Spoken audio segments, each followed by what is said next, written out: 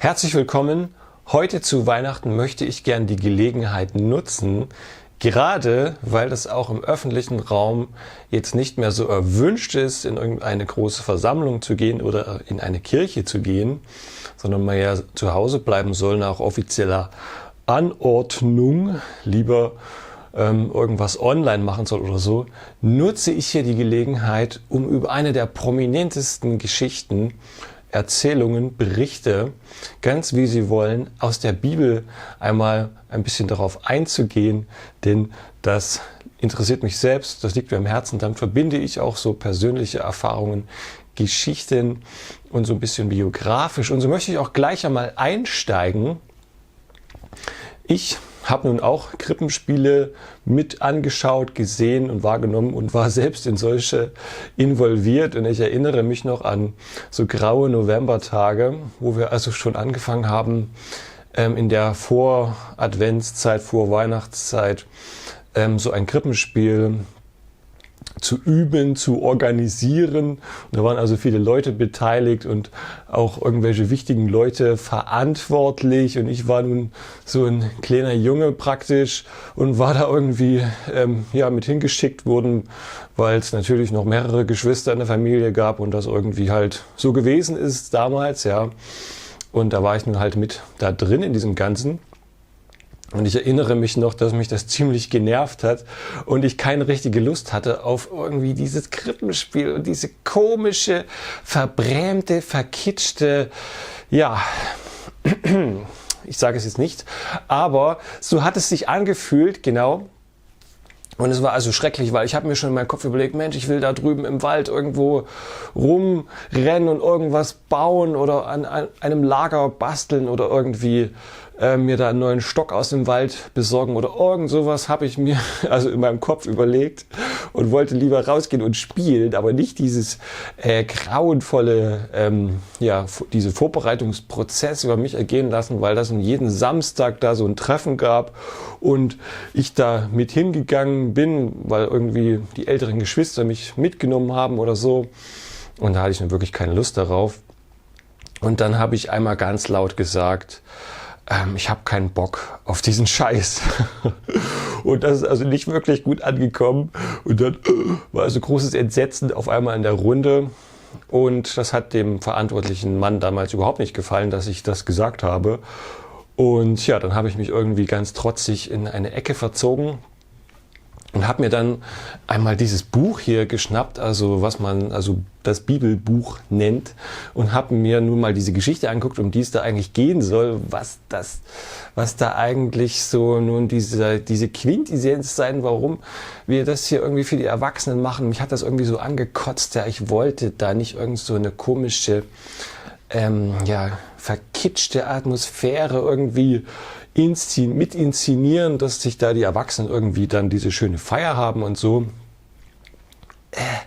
Hat mich total überhaupt nicht interessiert und so habe ich es auch oft immer wieder wahrgenommen, dass das so völlig überzogen ist und so total verbrämt, verkitscht irgendwie rüberkommt, wo ich dann manchmal auch den Eindruck hatte, Mensch, so die damaligen Protagonisten, hätten die sich überhaupt in irgendeiner Form in dem, was da vorgeführt wird, wiedergefunden, oder ist das total sozusagen überzogen oder irgendwie völlig verfremdet, weil wir das sozusagen ein bisschen auch aus unserer Kultur heraus verstehen oder irgendwie einen so ganz anderen Blick darauf haben, auf diese Geburtsgeschichte, um die es ja da in der Bibel geht.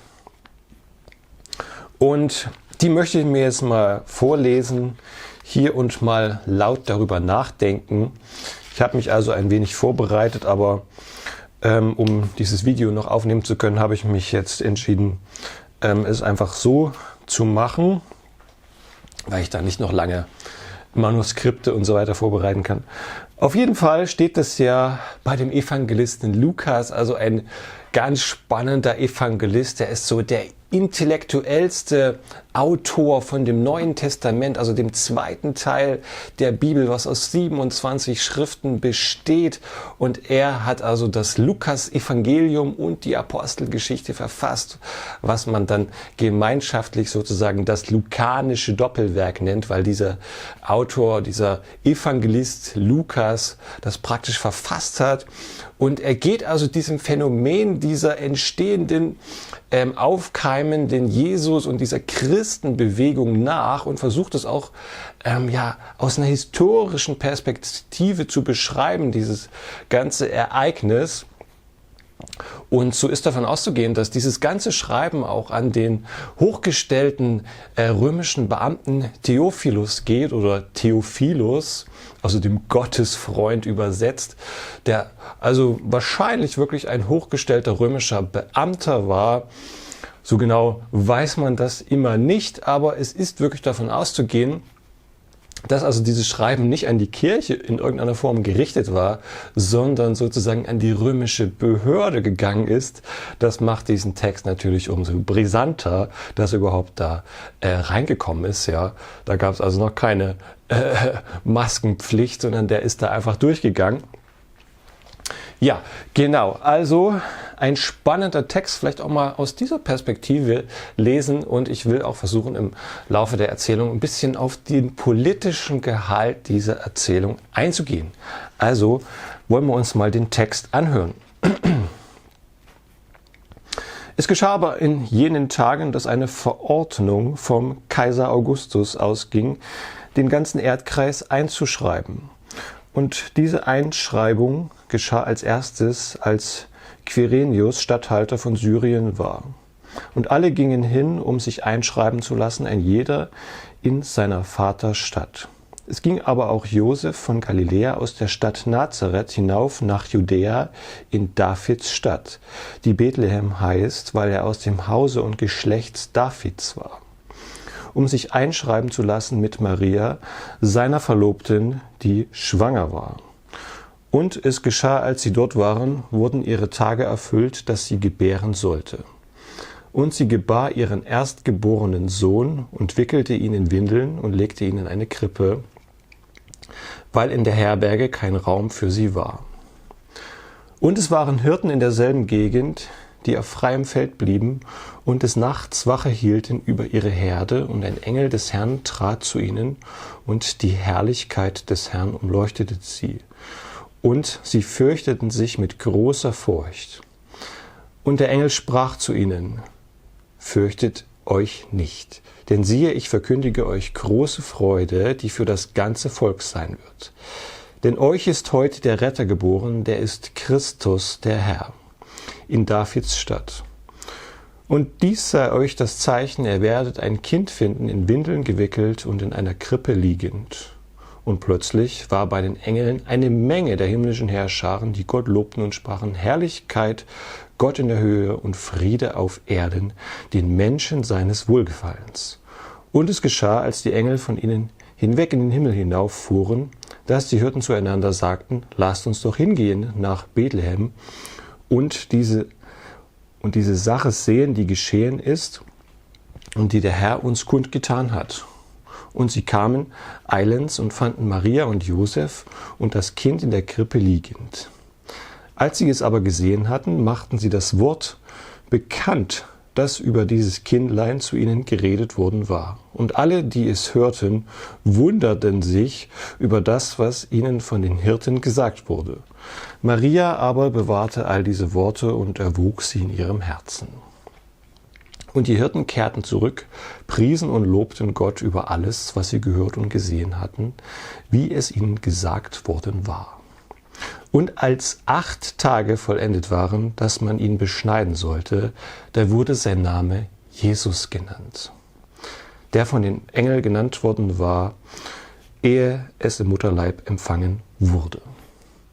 Also das war der Evangelist Lukas aus dem 2. Kapitel, die Verse 1 bis 21, ganz wichtig, 21, denn damals, als ich dort trotzig in meiner Ecke saß und mir also diese Geschichte auch so reingezogen habe, ist mir natürlich auch der Schlusssatz aufgefallen, der hier nun leider in der Gliederung in den nächsten Absatz reingerutscht ist, der aber dazugehört zu dieser Geschichte.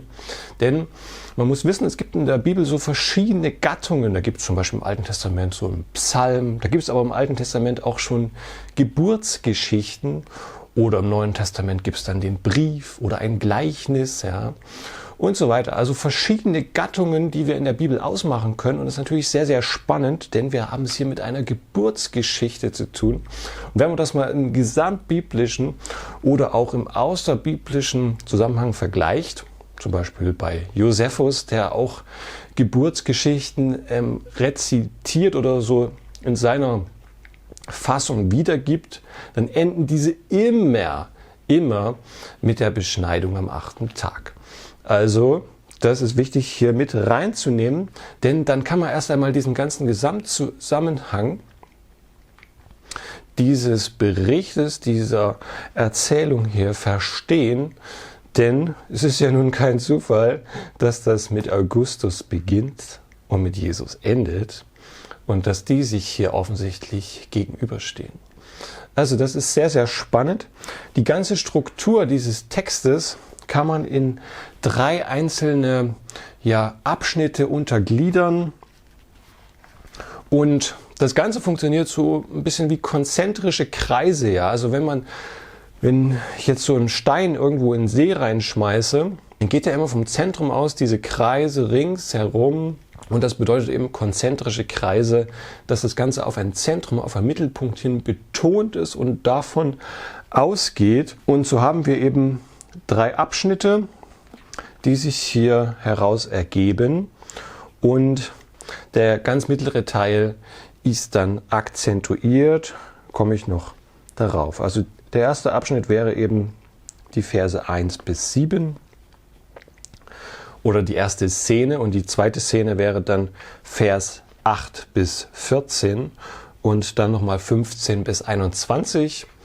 Und jeder dieser Unterabschnitte hat wiederum einen Mittelpunkt, der sozusagen betont wird, wo auch so der Gehalt irgendwie dieser Geschichte drin steckt, oder vielleicht würden die gebildeten Leute sagen dann, wo so der theologische Gehalt irgendwie drin steckt, was sozusagen auf Gott hinweisen soll, denn Lukas versucht ja auch das Ganze so ein bisschen aus dieser theologischen Sicht natürlich zu schreiben. Also was wir vielleicht aus unserer Perspektive so transzendent nennen würden. Also dass dieser Gehalt immer in den Mittelpunkten dieser einzelnen Szenen liegt. Ja? Und diese Szenen hat man natürlich auch erkannt. So bei den Krippenspielen werden zum Beispiel die Szenen 1 bis 2 immer eigentlich aus dem Lukas-Evangelium kommend vorgetragen. Aber dann tut man interessanterweise auf das Matthäus-Evangelium überswitchen und versucht das so zusammenzuführen, was vielleicht nicht unbedingt die beste Idee ist, weil man dann sozusagen die Aufschlüsselung oder die Auflösung dieser Geschichte hier gar nicht richtig versteht, die ja mit Vers 21 endet, mit der Beschneidung, die immer dazugehört und wo der Name Jesus genannt wird, wo also Jesus hier mächtig akzentuiert wird mit seinem Namen, ja, den er sich nicht selbst oder seine Eltern ausgedacht haben, sondern sozusagen durch die göttliche Offenbarung sogar zuteil geworden ist und das in der Beschneidung manifestiert wird. Also ja, es ist ein Jude, ja, das ist ja logisch, dass der dann auch sozusagen in die Beschneidung hineingeführt wird, auch wenn das für uns völlig fremd ist und wir das überhaupt nicht nachvollziehen können, dass ein Baby beschnitten wird. Wie ekelhaft vielleicht stellen sich das manche vor oder wie grausam, ja. Aber so eben der jüdische Brauch, weil das Zeichen des Bundesvolkes war. Wie soll er denn sonst dazugehören? Das war von alters her das Zeichen des Bundesvolkes. Die Beschneidung, sonst gehört er überhaupt nicht dazu. Und Lukas, der Autor, selbst ein frommer, also ein Christusgläubiger Jude, könnte man aus heutiger Sicht sagen, der also selbst diesen Brauch absolut kennt und das natürlich hier mit reinpackt. Und da ist es ganz, ganz wichtig, sozusagen, wo sind der Anfang und das Ende dieses Textes, ja, dieser Geburtsgeschichte, also einer speziellen Gattung, die im großen Ganzen dieses Buches oder Textes vorhanden ist. Und wahrscheinlich ist der mittlere Teil, also die Szene Nummer 2, sogar eine ältere Erzählung, die sich in der damaligen frühchristlichen Kultur von den ersten Jesusgläubigen, Christusgläubigen Juden sozusagen gebildet hat, die sie mündlich immer weiter überliefert haben und die Lukas sehr gut kannte und die ihm so wichtig war, dass er sie mit hier reinpackt, aber mit Szene 1 und 2 noch ein bisschen ausstaffiert. Und das macht das Ganze eigentlich auch sehr, sehr spannend, ja. Wenn dieser durchaus intellektuelle Arzt, der auch versteht, wie man sowas aufbaut, das noch weiter aufbaut und auch in den aktuellen politischen Kontext mit hineinsetzt, das macht es natürlich brisant. Ja, der Mittelpunkt dieser jeweiligen Szenen, das wäre also hier in der ersten Szene 1 bis 7, dass Josef, der aus Galiläa kommt, ja, aus der Stadt Nazareth hinauf nach Judäa geht, in Davids Stadt, die Bethlehem heißt, weil er aus dem Hause und dem Geschlecht Davids war. Das ist hier der Mittelpunkt, das wird eben akzentuiert, ja, sozusagen auch, dass angekündigt wird, dass der Messias aus Bethlehem kommt und dass der da geboren werden wird, wie im Propheten Micha steht. Und auch Matthäus tut diesen Verweis zu dem Propheten Micha, wo das sozusagen angekündigt wird, geben. Aber spannend, dass Lukas hier diese Parallele nicht also im Text verankert, sondern dass es offensichtlich einfach reicht, das so zu erzählen. Also hat Lukas offensichtlich auch den Anspruch, hier was Historisches zu erzählen. Ja? Sonst hätte er ganz einfach, wenn er jetzt völlig verbrämt, verkitscht wäre meinetwegen, hätte er einfach diesen Micha-Vers damit zitieren können, hat er aber nicht. Ja? Also warum? Dann war es wohl offensichtlich vielleicht wirklich so. Das tun ja auch manche anzweifeln, dass das Lukas praktisch frei erfunden hat, nur um die Messianität Jesu zu stützen. Aber wenn man Lukas genauer beobachtet und wie er an Theophilus schreibt, ja, und insbesondere in der Apostelgeschichte, welche präzise, genaue Kenntnisse er der römischen Verwaltung besitzt, dann wäre es doch eigenartig, dass er in der Geburtserzählung von Jesus, wo er also mit seinem Schreiben sozusagen beginnt, dann auch da irgendwie so einen groben Schnitzer einbaut, den er irgendwie frei erfindet. Das wäre irgendwie so ein völliger Stilbruch. Und es wäre auch dem Theophilus aufgefallen, ja, der auch ein gebildeter Mann war und der auch die römischen Verhältnisse kannte. Also ist es doch auch mal von Interesse zu hinterfragen, ob der Quirinius dann Statthalter von Syrien war und ob Kaiser Augustus das so genau so gemacht hat. Das ist ja sehr, sehr spannend, ne? Und da kann man so viel abgekürzt sagen, also da streiten sich die Gelehrten. Denn laut Matthäus soll Jesus in den Regierungstagen, wahrscheinlich in der letzten Regierungszeit des König Herodes geboren sein. Der ist 4 vor Christus gestorben und man weiß historisch, dass so im Jahre 6, 7 nach Christus die Provinz Judäa also eingegliedert wurde in das große römische Reich und das immer mit einem Zensus begann. Also da wurde natürlich das Volk gezählt, aber hier ist der Steuerzensus gemeint. Das ist strikt zu unterscheiden, denn hier geht es tatsächlich um den Steuerzensus.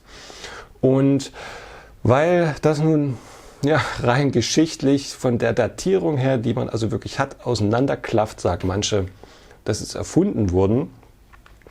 Nun gut, ich war nicht dabei, ich will das jetzt auch nicht zwangsweise harmonisieren oder gerade biegen, aber es ist ja so, wie ich sagte, Lukas hat diese detaillierten Kenntnisse über die römische Verwaltung und tut das in der Apostelgeschichte offenlegen und überall, wo man Inschriften gefunden hat und das nachgeprüft hat, hat sich das tatsächlich als wahrhaftig erwiesen.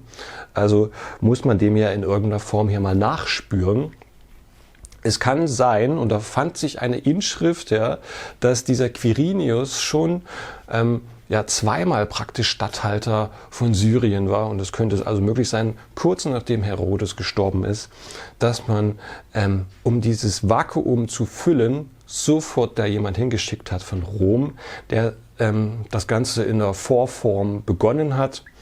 Und dann hat man das ja regelmäßig gemacht, diesen Zensus, dass man das dann einfach korrekt intervallmäßig ungefähr 10 Jahre später dann nochmal richtig gemacht hat, weil das sowieso dran gewesen wäre. Und dann wurde ja auch die ganze Provinz tatsächlich eingegliedert.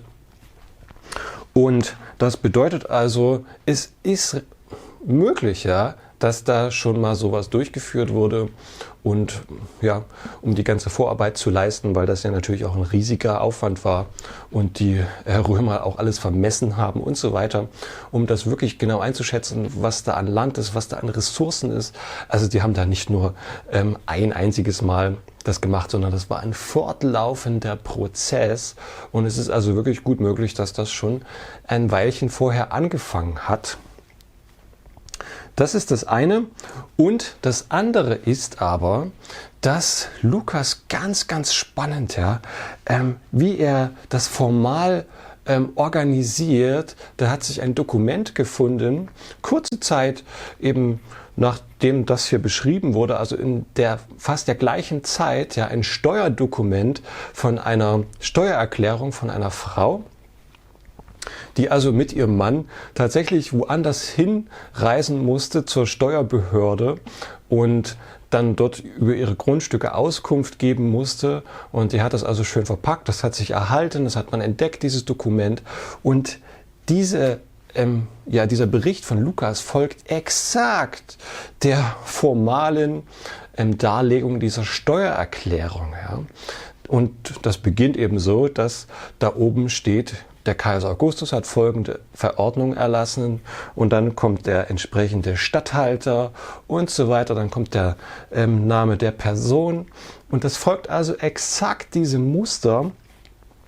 Und das ist also gut möglich, dass Lukas diese Reichsschreiben, wenn ich es mal so sagen darf, das war ja ein Riesenreich, ja, dass der diese selber kannte, dass er sie selber bekommen hat. Er war ja ein Arzt, er hat also auch Geld verdient und musste das entsprechend versteuern, weil Rom hungrig war und Geld wollte und da war also jeder dem unterworfen. Und er kannte die Reichsschreiben und hat das sozusagen hier verwurstet, weil der Theophilus das natürlich auch kannte als Beamter im Römischen Reich und wusste, wie diese Schreiben funktionieren. Und da klingelt es natürlich voll an, ja, wenn jemand das dann hier in einen, ja, wie soll ich sagen, einen theologischen Text mit reinbringt, was da in der Steuererklärung sonst rein formal stand, ja.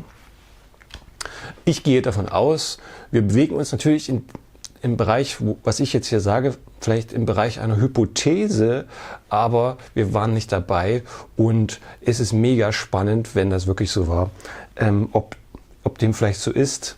Wenn Sie in dem Bereich Experte sind oder Expertin, dann schreiben Sie es gerne unten in die Kommentare. Dann bin ich natürlich auch sehr gespannt und lasse mich auch korrigieren, wenn ich hier falscher Ansicht bin.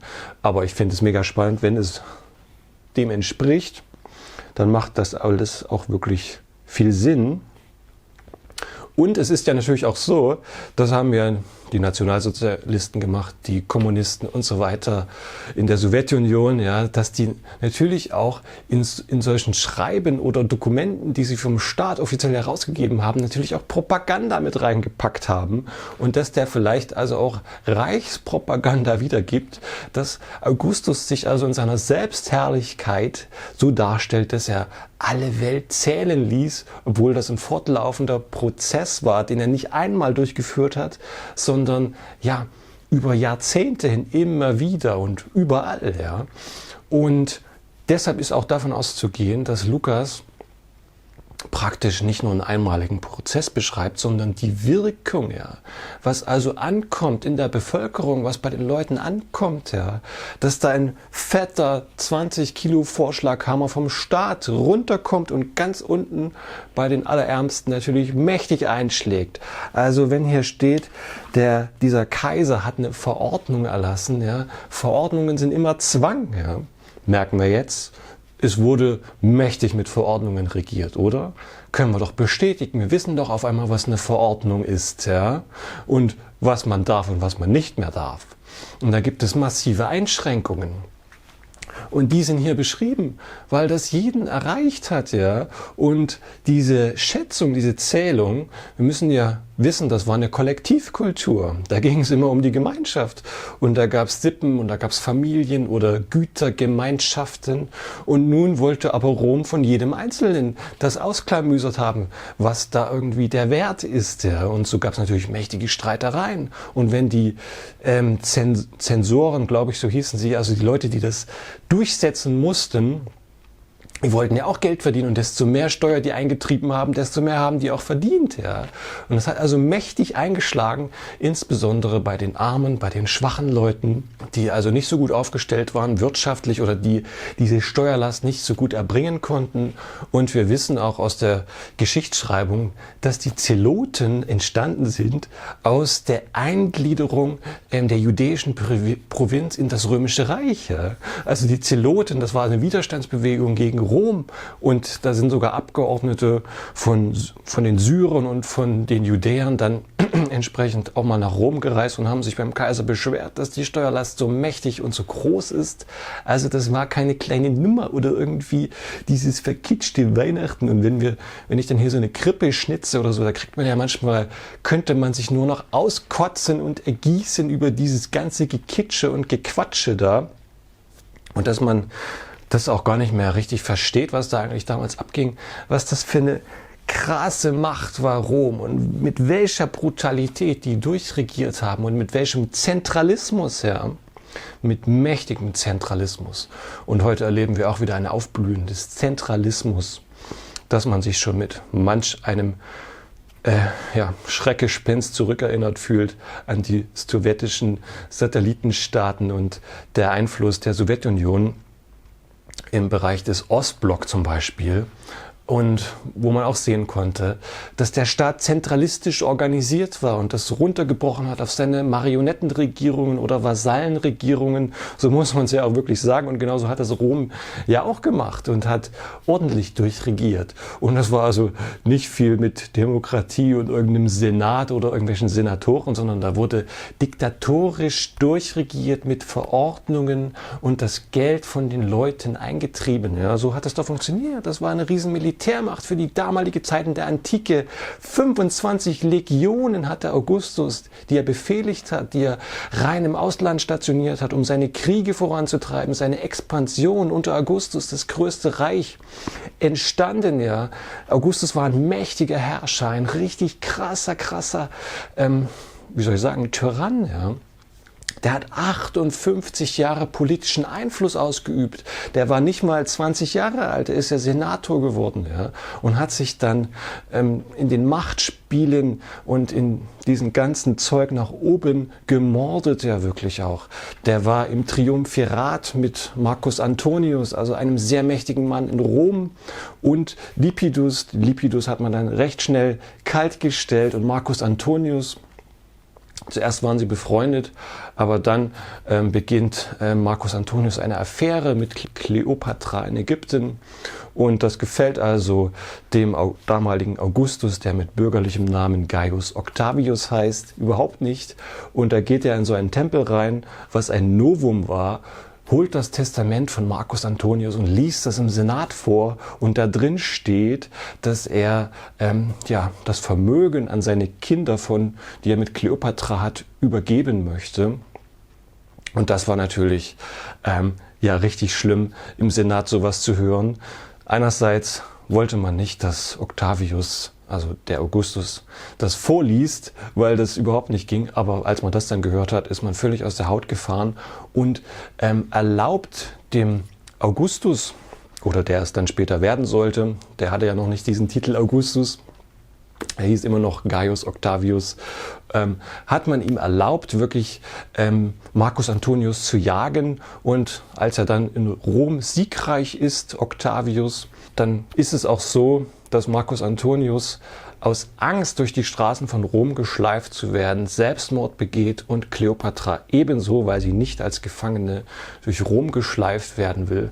Also wir sehen hier die skrupellose Macht eines Gaius Octavius, der dann später zu Augustus wurde, mit dem absolut nicht zu spaßen war. Und er hat also die Republik, ja, die Caesar hinterlassen hat mit den vielen Bürgerkriegen, die hat er versucht wieder zu einen und tatsächlich mehr zum Frieden geführt und hat dort ein gigantisches Reich rausgeformt und sich an die Macht mehr oder weniger rangeputzt. Als dann Marcus Antonius tot war, dann hat er in Rom aufgeräumt. Ja. Dann hat er 200 Senatoren ausschalten lassen, kalt machen lassen. Die wurden blutrünstig umgebracht und auch noch 2000 Leute aus dem Ritterstand. Und man höre und staune, er hat sogar seinen Mentor und den berühmten Rhetoriker und den brillanten Redner Cicero töten lassen, der sein Mentor gewesen ist. Ja. Also dieser hier beschriebene Augustus, der ja dann später hat man ihm diesen Ehrentitel Augustus verliehen, das heißt so viel wie der Erhabene, und ist eher so ein gottähnlicher Titel, weil Religion und Politik eine Einheit gebildet haben im Römischen Reich, ja, und sozusagen der Herrscher auch der gottgleiche Mensch war, der das sozusagen verkörpert hat. Und der hat ihn sogar umbringen lassen, den Cicero und 200 Senatoren, und hat da richtig aufgeräumt, dass er dort durchregieren konnte und Leute installieren konnte, die ihm gesonnen waren und denen er vertraut hat, ja, die keinen Hinterhalt gegen ihn gebildet haben. Und so hat er die Macht aufgebaut.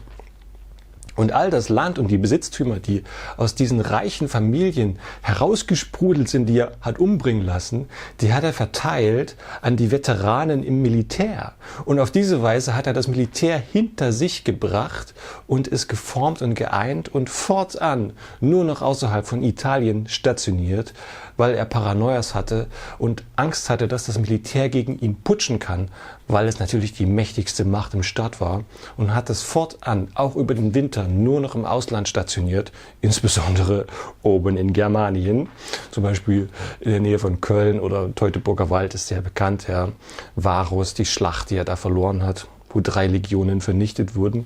Also Augustus, ein ganz, ganz spannender Typ, der ganz viel im Staat gebildet hat und ganz viel Zentralismus entwickelt hat. Und die einzigen Soldaten, die noch in Rom verblieben sind oder in Italien, das waren so roundabout 4.500 Leute etwa, denen hat er eine Doppelspitze verpasst, weil er das dadurch kontrolliert hat, ja, dass sie nicht gegen ihn putschen können. Durch diese Doppelspitze, weil dann die Macht geteilt war. Also dividere et impera, teile und herrsche, das hat er perfektioniert, denn er hat auch Prokuratoren eingesetzt oder Präfekte, also was Statthalter sind. Das waren sozusagen verlängerte Arme oder der verlängerte Arm eines Senators, der im Ausland agiert hat. Ja. Senatoren hatten sehr viel Macht und haben ganze Legionen oder Heere befehligt, und das hat er dann auf Prokuratoren übertragen, und einer der bekanntesten, den wir nun alle kennen, ist Pontius Pilatus, der zwar nur ein paar Jahre in Jerusalem saß, aber der sehr, sehr bekannt ist und der so eine Stellung ausführt, die dann ein adoptierter Sohn Tiberius, Kaiser Tiberius, der befehligt diesen Pontius Pilatus, sozusagen ein verlängerter Arm eines Senators, wo er auch wieder die Macht teilt, ja, weil natürlich im Ausland ganz viel Handel stattfindet und Geldflüsse sind und Nahrungsmittel produziert werden oder bestimmte Rohstoffe herausgeholt werden und dieses Geld sozusagen nicht auf eine Person fließen soll, einen einzelnen Senator, sondern dort auch schon geteilt wird, dass die Macht nicht zu groß wird. Also dividere et impera, das hat er perfektioniert und auch sozusagen moderne Verwaltungsstrukturen geschaffen, die über Jahrhunderte hinweg fortgesetzt wurden. Alles, was Augustus erfunden hat praktisch und was sich als gut bewährt hat, wurde beibehalten. Man hat über 100 Jahre den Soldaten das gleiche Sold gezahlt. Ja? Also das System Augustus hat sich in Rom bewährt und ist dort mächtig gut angekommen. Und er hat den römischen Frieden, die Pax Romana etabliert und die Pax Augustae, also der augustäische Frieden sozusagen, hat er alles etabliert und vorangetrieben, hat den Bürgerkrieg beendet und über Jahrzehnte hinweg war auf italienischem Boden kein Krieg, sondern Frieden, ja, und dort wurde alles immer nur besser. Aber eben in Judäa offensichtlich nicht. Oder dazu die Juden waren, die gegen ihn rebelliert haben oder das ganz blöd fanden und darunter zu leiden hatten. Also das ist eben auch Augustus, ja. Nicht nur diese tollen Reformen und das Gute, was er irgendwie vorangetrieben hat und den inneren Frieden und die Stabilität. Die haben ja wirklich daran geglaubt, dass sie die Welt mit Krieg überziehen müssen, dass Frieden herrscht am Ende mit militärischer Macht und straffer Hand zu führen. Das war also deren Vision von einem geeinten Reich. Und das hat innerlich funktioniert, aber äußerlich war natürlich, dass da viele Menschen darunter zu leiden hatten. Und auch die ganze Romanisierung, also der kulturelle Druck, der ausgeübt wurde, sozusagen auch auf die Religionen oder etablierten Bräuche und so weiter, war natürlich auch schrecklich für viele Menschen, die emotional völlig umgekrempelt wurden und sozusagen, so schon angedeutet, so eine Art Rassenkult irgendwie, dass das die besseren Menschen sind. Also ich will es jetzt nicht übertreiben und müsste man mal einen Experten fragen, aber so angedeutet ist das Ganze schon hier auch in diesem Zentralismus eines römischen Reiches. Und fortan werden alle 91 Kaiser des römischen Reiches den Titel Augustus tragen, weil dieses System und dieses Modell Augustus so erfolgreich ist, dass das jeder folgende Kaiser mit in seinem Namen trägt, diesen Titel Augustus der Erhabene. Aber Augustus hatte wirklich das Psychogramm eines Schwerverbrechers oder eines Psychopathen, das ja so viele Menschen hat umbringen lassen oder auch die eigene Tochter auf eine Insel verbannt hat, weil sie mit einem potenziellen Feind fremdgegangen ist, und die hat er auch dreimal sogar zwangsverheiratet und so weiter. Nur so verrückte Geschichten. Er hatte das Psychogramm eines Schwerverbrechers.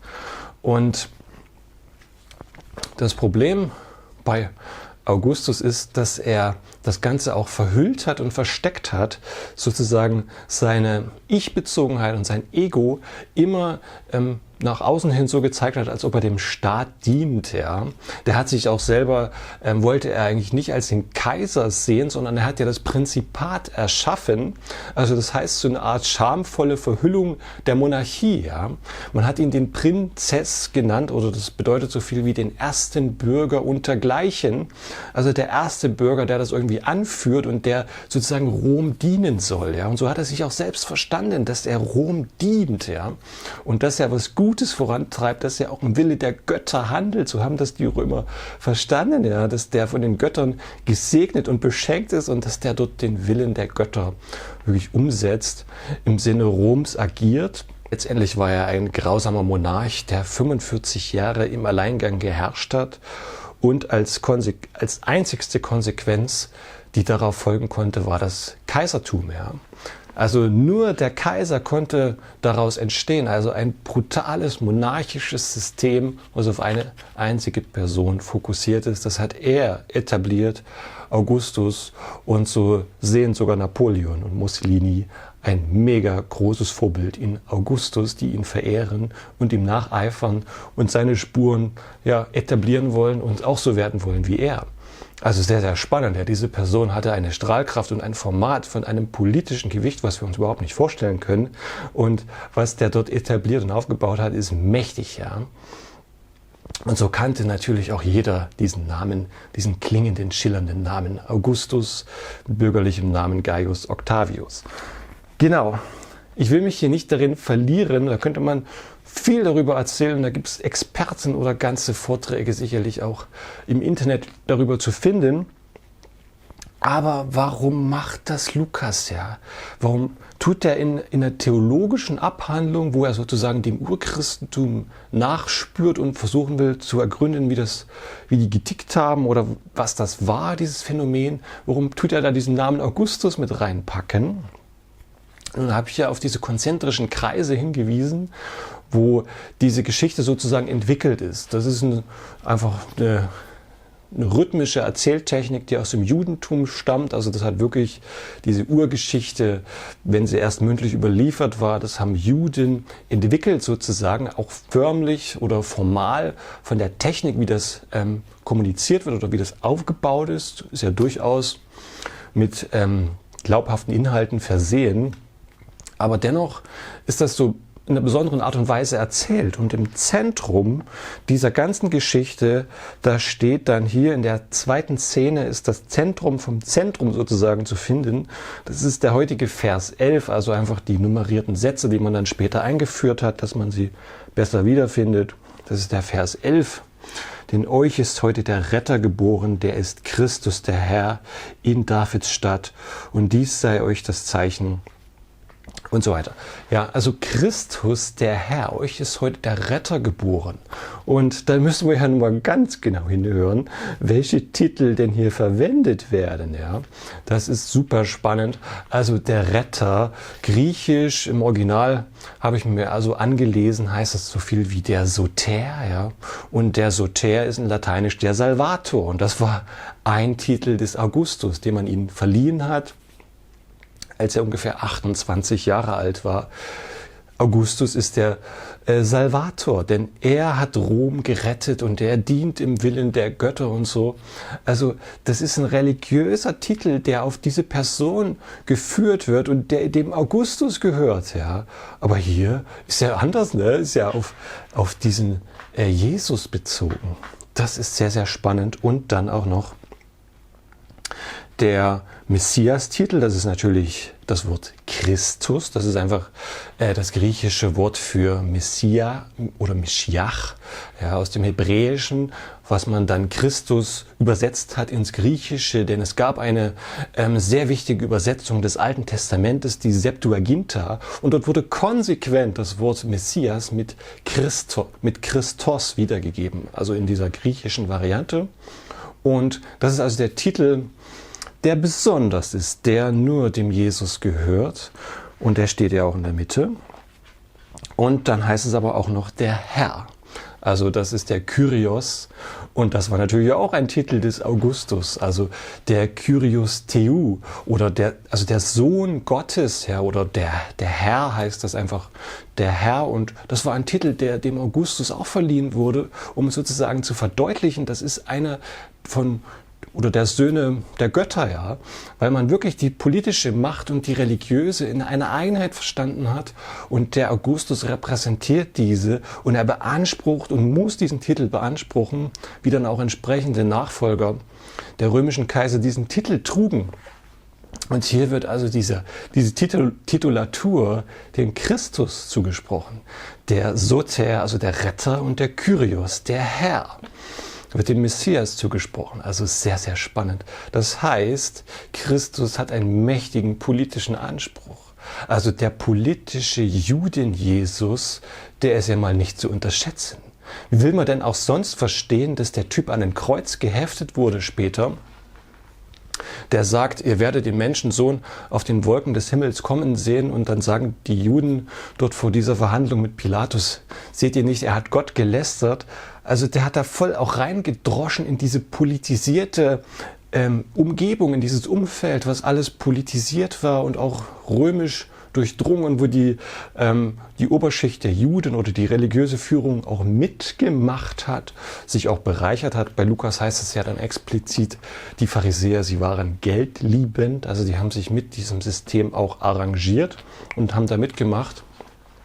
Und er stellt das alles in Frage, diesen Reinheitswahn, ja, diese Reinheitsfanatiker, die also das Gebot in einer perfektionistischen Art und Weise übertreiben, ja, und dabei völlig egozentrisch auf sich fokussiert sind, weil sie Angst haben, ja, dass sie sozusagen ihr Gesicht verlieren oder eigenständig mit einer eigenen Meinung dastehen.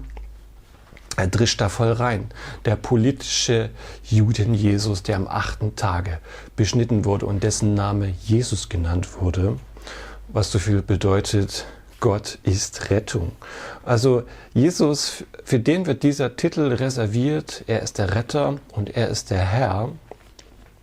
Und das Ganze wird auf ihn bezogen als Messias, also der vom Alten Testament angekündigte Friedefürst, oder wo es heißt bei Jesaja, Immanuel wird sein Name heißen, und er ist der Friedefürst, der Frieden auf der Welt schaffen wird, und das wird eben auf Jesus übertragen. Also sehr, sehr spannend, und da finden wir auch eine Stelle, die Jesus auf sich selbst bezieht. wenn ich sage, er ist der politische Jesus, wo seine Selbstdarstellung, wollen wir einfach dieses Zitat einmal hören.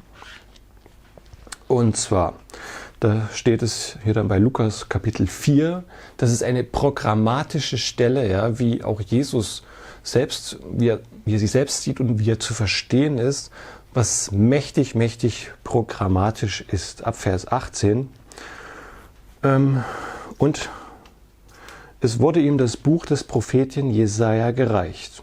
Und als er das Buch aufgerollt hatte, fand er die Stelle, wo geschrieben war: Der Geist des Herrn ist auf mir, weil er mich gesalbt hat, Armen gute Botschaft zu verkündigen. Er hat mich gesandt, Gefangenen Befreiung auszurufen und Blinden, dass sie wieder sehen, Zerschlagene in Freiheit hinzusenden, auszurufen, ein angenehmes Jahr des Herrn. Spannend, also sehr, sehr cool. Das ist also das Selbstverständnis von Jesus, ja, dass er unterdrückte Menschen, und Rom war ein unterdrückisches System, in Freiheit setzen wollte. Ja. Und das zeichenhaft und anfänglich getan hat. Ja. Und damit das Reich Gottes, was konträr zum römischen Reich natürlich stehen muss, wenn man es in diesen ganzen Zusammenhängen hier sieht, versucht hat zu etablieren und begonnen hat sozusagen, was seitdem immer weiter fortläuft. Und jetzt rede ich natürlich hier in dem Bezug zum Glauben. Ja. Das muss man nicht rein rational verstehen, sondern das hat auch was damit zu tun, wie stehe ich dem Ganzen gegenüber, ja? Und bin ich jetzt rein im Kopf, bin ich rein historisch unterwegs, oder versuche ich mich auch auf diesen transzendenten Gehalt dieser Geschichte einzulassen. Ja? Und die zweite Szene ist ja nun mächtig, mächtig transzendent, wo von Engeln die Rede ist und so weiter. Und das Wort Engel kann man ja auch mit Bote wiedergeben. Also wir wissen nicht genau, was damit jetzt genau gemeint ist. Ich habe noch keinen Engel gesehen, aber hier wird eine transzendente Tür geöffnet, die sozusagen dem Menschen verschlossen bleibt, der dem System Augustus folgt. Ja? Oder der selbst das System Augustus sein möchte oder etablieren möchte, weil das nur im Selbstbezug funktioniert. Ja. Und eine Transzendenz bedeutet ja, ich kann auch von mir wegschauen und sozusagen den Raum nach oben eröffnen und mich darauf einlassen, weil ich dann nicht mehr nur auf mich selbst bezogen bin, sondern auch Werte finde oder Dinge finde, die über mich selbst hinausweisen, wie zum Beispiel das, was Jesus in seinem Selbstverständnis sagte, was er aus dem Propheten Jesaja, Kapitel 61, zitiert hat, Verse 1 und 2, ja, die Gefangenen in Freiheit zu setzen und auszurufen, ein angenehmes Jahr des Herrn. Und darauf bezieht er sich natürlich im Alten Testament auf das Jubeljahr, und wo die Juden also 7 mal 7 Sabbatjahre zusammengezählt haben, wo die Schuldsklaven in Freiheit gesetzt wurden oder werden sollten. Wir wissen ja nicht, ob sie es wirklich getan haben. Aber das war der Wille Gottes, ja, dass dort die Sklaven in Freiheit gesetzt werden, dass das Land wieder an den ursprünglichen Besitzer zurückgeht. Also das ist doch mega krass, in welcher Dynamik sich da Jesus reinbegibt und was er für sich selbst beansprucht, ja, und was ihm zugesprochen wird, dass er der Salvator selber ist und dass er der Kyrios ist, dass er der Retter und der Herr ist und der Messias, der sein Friedensreich beginnt und dass das mit ihm beginnt. Nun kann ich sagen, er ist völlig durchgeknallt, oder meinetwegen kannst du das auch zu mir sagen oder was ich hier sage, oder Jesus oder Lukas, der das hier schreibt. Aber wenn ich das nie ausprobiere und wenn ich mich dem nie öffne und sage, dann lasse ich halt die Verordnung des Augustus über mich ergehen und ich finde keinen Ausweg, sondern ich mache das irgendwie alles mit oder denunziere vielleicht sogar selbst andere, die ihre Steuern nicht gezahlt haben oder ihre Maske nicht getragen haben. Entschuldigung. Aber ja, denunziere vielleicht fleißig mit oder tu mich voll diesem System verschreiben, dem neuen aufblühenden Zentralismus, dass wir jetzt ganze dunkle schwarze Wolken sehen und schon merken, die ersten Tropfen fallen. Ja? Und Wir sehen, dass YouTube-Kanäle gelöscht werden, nur weil sie anderer Meinung sind oder die Opposition mächtig unter Druck gerät, ob ich die nun mag oder nicht. Wir brauchen die doch, ja. Ich muss doch mit denen im Gespräch bleiben, auch wenn ich nicht deren Meinung teile. Ich will deren Meinung hören, auch wenn sie verstörend oder gerade dem Mainstream widerspricht, will ich sie doch hören, um mir selbst eine Meinung zu bilden. Und das erkenne ich auch bei Jesus, dass er auf ausgegrenzte Gruppen zugeht, dass er mit Leuten abhängt, die sozusagen der Abschaum der Gesellschaft waren und dass er die auffängt, ja. Und dass genau seine Botschaft für diese ist. Und wir wissen doch auch, dass diese Maßnahmen, die Verordnungen des Augustus, wenn ich es mal so sagen darf, dass die Kollateralschäden hinterlassen. Und wenn ich das nicht mehr ansprechen darf, dann bin ich hier irgendwie falsch. Wir haben freie Rede in diesem Land und das beanspruche ich für mich. Und das möchte ich hier auch gerne zum Ausdruck bringen. Wir haben freie Rede und wir müssen über die Kollateralschäden des augusteischen Systems reden und nicht nur über die Pax Augustae, wie er sich selbst inszeniert hat in seiner Inschrift, die er hat meißeln lassen, in der Res Gestes, ja, wo er seine ganzen Heldentaten dargelegt hat. Sondern wir müssen auch über die Kollateralschäden reden und insbesondere in den Ländern, die Verordnung erlassen haben, dass alle Welt geschlossen werde, ja, die kein Sozialsystem haben, die kein funktionierendes, richtiges Gesundheitssystem haben und die sozial einfach nicht aufgefangen werden, die nicht mehr raus dürfen, ja, die jetzt in ihrer Hütte irgendwo hocken bleiben müssen. Das sind auch Menschen verhungert einfach mal, sind schon verhungert, ja, und werden noch mehr verhungern. Und diese ganze Verordnungsregime hat natürlich Kollateralschäden zur Folge, zur Machterhaltung einer weniger. So ist es doch immer wieder gewesen. Ja. Braucht man doch nur in die Geschichte reinzugucken. Also, dass es hier um besonders menschenfreundliche Dinge geht, da bin ich doch desillusioniert, wenn man sich diesen Augustus anguckt, was das für ein abgebrühter Typ war. Und dem steht der Messias gegenüber, der wirklich auf die Ausgegrenzten zugegangen ist. Dann will ich doch lieber bei dem sein. Ja, dann will ich mich doch auf den einlassen und nicht auf dieses grauenvolle Verordnungssystem. Denn das heißt ja nun ausdrücklich, als der Engel ihnen diese Botschaft verkündigt hatte, dass da ganz große Freude im Raum war. Also das kann auch ein Indiz sein, wenn ich sage, okay, das ist völlig verrückt, aber ich will mich dem jetzt öffnen und wenn das ein Zeichen ist, dann gib mir das doch bitte, dass ich diese innere Freude spüre oder dass ich das wahrnehmen kann, so wie es in diesem Bericht geschildert ist. Und das möchte ich doch, ja. Und darauf will ich mich doch einlassen und das an mich ranlassen, weil das auch meiner Seele gut tut. Jetzt, wo ich vielleicht ganz alleine bin, wo ich diese Verordnungen mit massiver Wucht spüre, möchte ich das an mich ranlassen und auch mit anderen teilen, kommunizieren. Und da gibt es verschiedene Arten, wie Leute darauf reagieren. Ja. Und das ist das Zentrum der dritten Szene, ja, die Verse 15 bis 21, wo sozusagen die Hirten rausgegangen sind und das rumposaunt haben und dann viele Leute sich darüber wunderten. Ja. Also das ist normal, dass ich diese Botschaft vielleicht erstmal komisch finde oder abstoßend finde oder mich darauf gar nicht einlassen kann und dass es Leute gibt, die so begeistert davon sind, dass sie es irgendwie weitererzählen müssen, was ich hier versuche, in die aktuelle Situation hineinzusprechen. Ja. Also warum setze ich mich denn hier hin? Ja? Was soll denn das für einen Sinn haben, wenn das völliger Bullshit ist? Ich mache doch hier nicht irgendein tolles kulturelles Programm. Ja. Das hat doch ein Gehalt in sich, diese Story. Und das versuche ich hier nachzuspüren und auch für mich zu entdecken, dass ich mich neu darauf einlasse. Ja.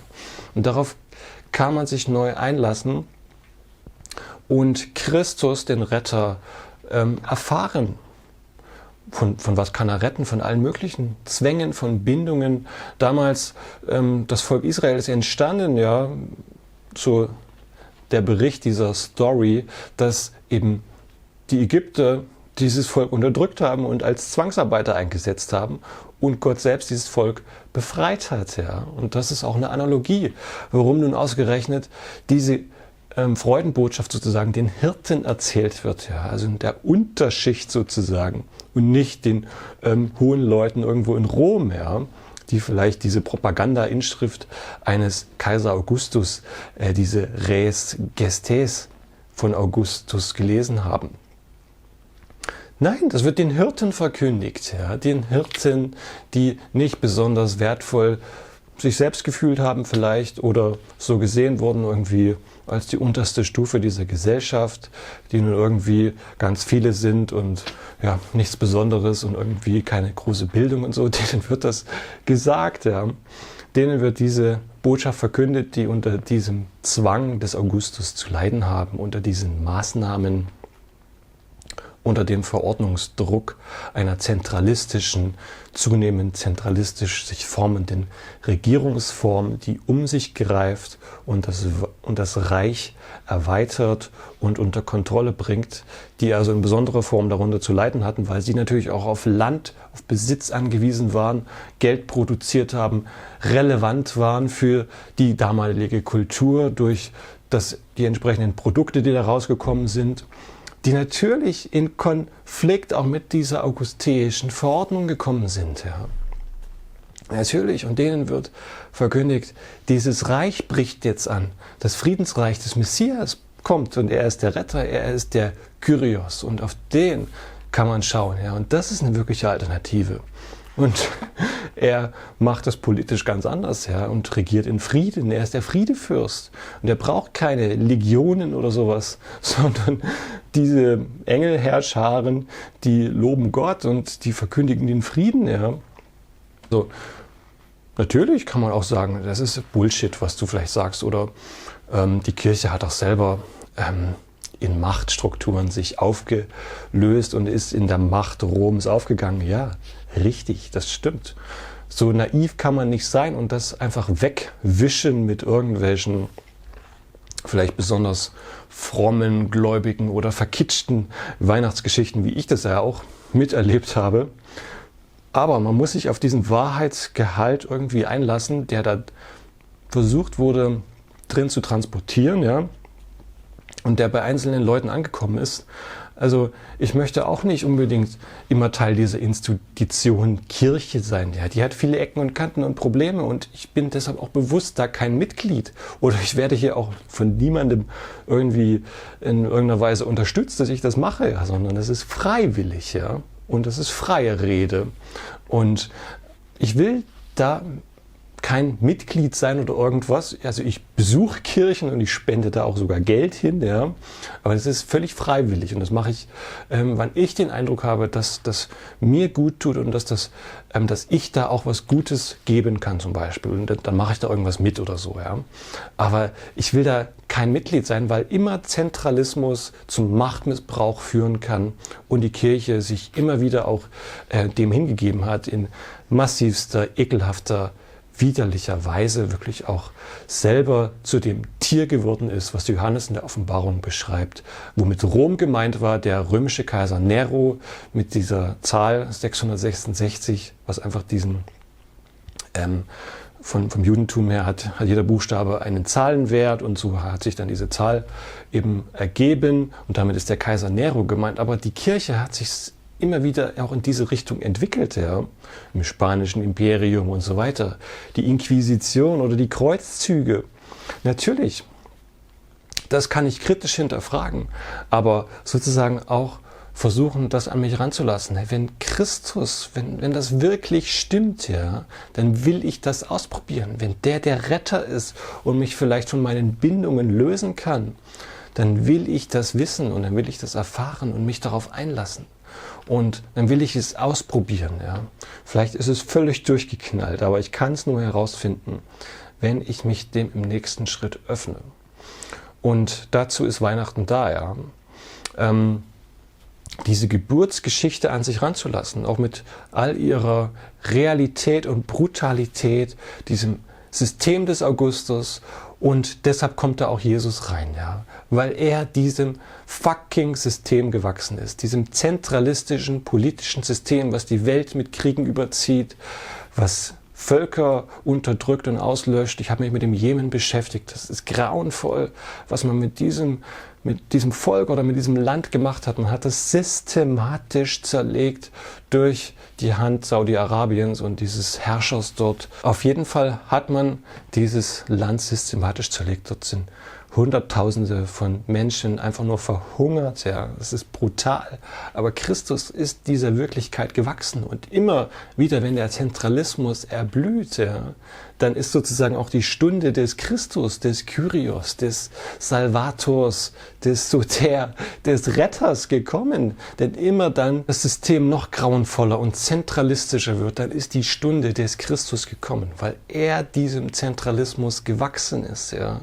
Und sozusagen auf Konfrontationskurs mit diesem dunklen Reich, mit dieser dunklen Seite der Macht ist, weil er auf der guten Seite steht und das auch weghebeln kann und das eines Tages ganz weghebeln wird.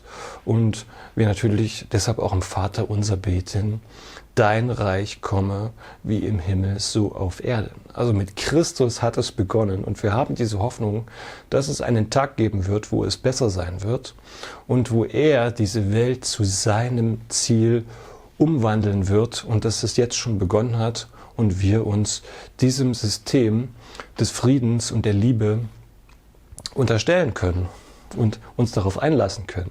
Das ist ja das Spannende. Und das kann man eben nur, wenn man sich darauf einlässt. Ja. Also da bin ich herausgefordert, sozusagen meinen Egoismus zu begraben und mich auf eine höhere Stufe einzulassen. Zu sagen, hey, ich will nicht nur meine Ziele verfolgen oder ich will nicht nur auf mich selbst schauen, sondern ich will mich darauf einlassen, ja, auf dieses neue Reich. Ich verstehe vielleicht nicht, was das immer bedeutet oder ich kann es nicht immer nachvollziehen, aber ich will mich darauf einlassen, ja, auf das neue Reich, was er begonnen hat. Seine Stunde hat geschlagen. Wenn Menschen unterdrückt werden, dann können wir beten: Herr, jetzt komme dein Tag, oder das Herr komme dein Tag. Das kann man beten, natürlich. Und es steht fest, ja, so wie es der Apostel Paulus geschrieben hat, dass eines Tages sich jedes Knie beugen muss, was die Macht des Teufels umsetzt oder hier auf dieser Erde verwirklicht, dass ein Tag kommen wird, wo jedes Knie sich vor ihm beugen muss und er seine Friedensherrschaft antreten wird und dann auch ein gerechtes Urteil sprechen kann über all diejenigen, die das System des Augustus verfolgt haben und es umgesetzt haben. Ja. Also dieser Tatsache bin ich zutiefst verbunden und glaube das zutiefst, und deshalb sage ich das ja auch so deutlich. Für mich ist es keine durchgeknallte Verschwörungstheorie, denn so hat man ja auch die ersten Christen in Rom bezeichnet. Ja. Man war völlig dem Imperium Rom verbunden und man ist diesem Imperium gefolgt, aber die Christen waren eben auf einer anderen Seite, ja, weil sie diese Geschichten tradiert haben, mit sich getragen haben und sozusagen den Retter, den Kyrios in Jesus gesehen haben und nicht im Kaiser. Und deshalb hat man sie als eine weltliche Verschwörung bezeichnet. Ja. Das kennen wir doch schon, das alte Spiel, wie das jetzt in Indien praktiziert wird oder in Pakistan, in manchen islamischen Ländern vielleicht auch, wo das unerwünscht ist, ja, oder wo Christen ermordet werden. In Afrika, im Kongo, ja, wo große Teile von Christen terrorisiert werden und so weiter. Also in bürgerkriegsähnlichen Zuständen, wo die Macht der Finsternis um sich greift. Dort ist Christus aktiv und er wird diese Umstände verändern und es wird ein Tag kommen, wo sich jedes Knie vor ihm beugen muss und Rechenschaft abgeben muss über das, was es Böses getan hat. Das glaube ich, und dass er eben sein Reich auch aufbauen wird, ja, und dass er da gute Absichten hat.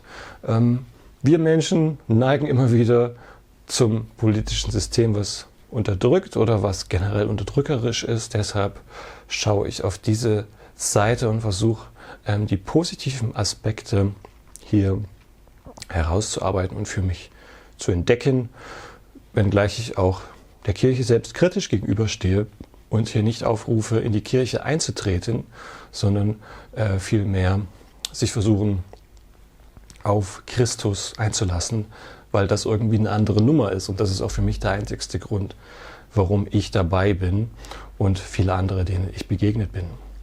In diesem Sinne wünsche ich allen Zuschauerinnen und Zuschauern und Ihnen, wenn Ihnen das gefallen hat, dass Sie sich darauf einlassen, versuchen, Christus hinterherzugehen und das zu verfolgen und für sich zu entdecken. Alles Gute dabei und Gottes Segen für dieses spezielle Weihnachtsfest. Mögen Sie behütet sein. Bis zum Wiedersehen. Tschüss.